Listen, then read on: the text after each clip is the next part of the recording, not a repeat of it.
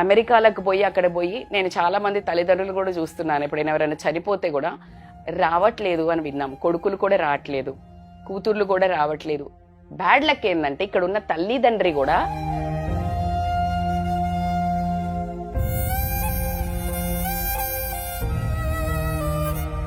ఎంత మంచితనమా, పిచ్చితనమా, చేతగానితనమా, కొడుకో కూతురు మీద ఇంకా మమకారం జావకన అర్థం కావట్లేదు. ఉషా ఏం చెప్తారంటే, రాకలేరా ఇప్పుడు నువ్వు వచ్చి చేసేదేమున్నది ఈ బతుకున్నోళ్ళు, ఎందుకంటే వాళ్ళకి డబ్బులు ఖర్చు.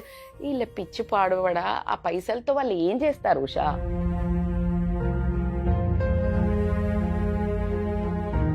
ఇప్పుడు 1 లక్ష 2 లక్షలు, ఆ 2-3 లక్షలతో వారు కోట్లు పెట్టి ఇల్లు కట్టుకుంటారేమో, వాళ్ళు వెకేషన్కి ఒకసారి పోరేమో, ఒక 10 తులాల బంగారం కొనరేమో. So what? ఈ ఆఖరి చూపు కానీ ఈ సందర్భంలో ఉన్న అదర్ అమ్మ నాన్నకు కానీ, అంటే నువ్వు ఈ టైంలో లేకపోతే ఇంకా నీ కొడుకో కూతురో లేకపోతే నీకు మంది ఎందుకు చేస్తారు?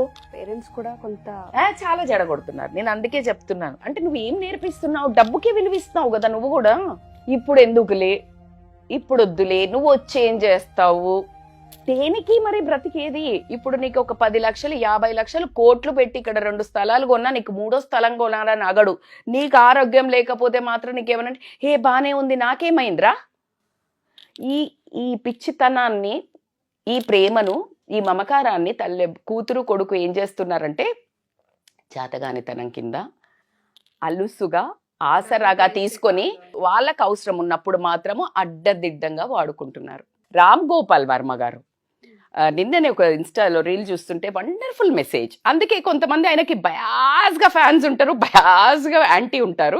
బికాజ్ ఆయన చెప్పిన వండర్ఫుల్ వర్డ్స్. ఉషా ఏం చెప్పారంటే, పిల్లలు వాడుకుంటారు మిమ్మల్ని. చిన్నప్పుడు చాక్లెట్లు, ఏరోప్లేన్లు అవి కావాలి అని మారం చేస్తారు. టీనేజ్లో ఉన్నప్పుడు బండు కొని మనీ లేకపోతే చదువు కోసము, పెద్దయ్యాక ఆస్తులు ఇవిచ్చి నీ అవసరం అయిపోతుంది, కార్లు బండ్లు అయిపోయాక వెళ్ళిపోయిన తర్వాత దే వోంట్ రిమెంబర్, ఎందుకంటే వాళ్ళ చేతులకు సంపాదన వచ్చింది కాబట్టి నీ అవసరం లేదు.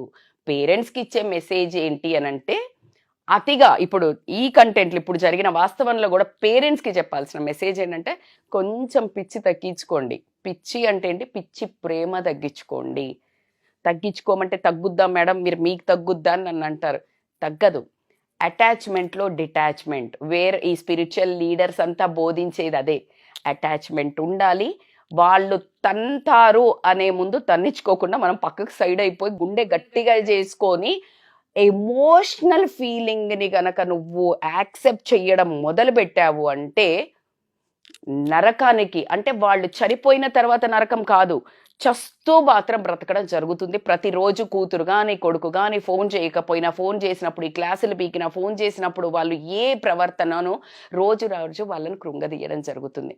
సో కాబట్టికే పేరెంట్స్కి అలాట్, అంటే చాలా ఇంపార్టెంట్ మెసేజ్. అమ్మ నాన్న దేవుళ్ళని చెప్తున్నాం మనం, అదే విధంగా ఉండండి అబ్బా. మీరెప్పుడు గివింగే, మనం ఎప్పుడు గివింగే అని మాత్రమే బ్రతకండి.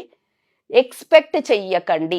ప్రేమ కానివ్వండి, డబ్బు కానివ్వండి, ఈ రెండిట్లలో ఏది మనకు వాళ్ళ త్రూగా అందకపోయినా ఒక రకమైన జర్క్ తగులుతుంది కదా, అది ప్రపంచంలో ఏ కష్టాన్నన్నా ఎదుర్కొనే దమ్ము ధైర్యం ఉంటుంది. కానీ అమ్మ నాన్నలకు పిల్లలు కొట్టే దెబ్బకు మాత్రము అసలు ఎంత కుంగిపోతారో అది నేను చెప్పలేను.